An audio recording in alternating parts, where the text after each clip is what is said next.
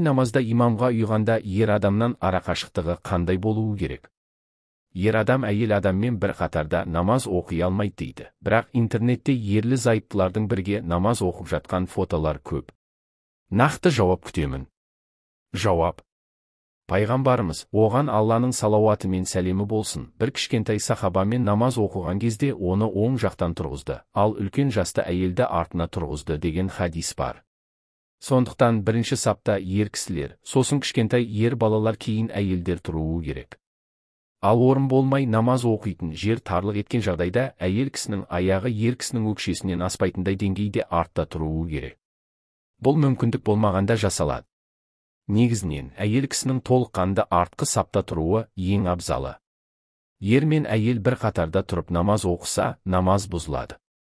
Бұл жөнде имам Қазихан, әйел үйінде күйеуімен бірге намаз оқығанда екеуінің аяқтары бір қатарда болса, екеуінің жамағат боп оқыған намазы дұрыс емес. Жамағатта ер кісілермен бірге әйел, балалар да бар болса, имамның артында бірінші ер кісілер, сосын ер балалар, сонан соң әйелдер сап түзейді. Ер кісілер мен ер балалардың өзара сап түзеу тәртібіне сай болу сүннет, ал ер кісілер мен әйелдер арасындағы тәртіпке сай болу парыз.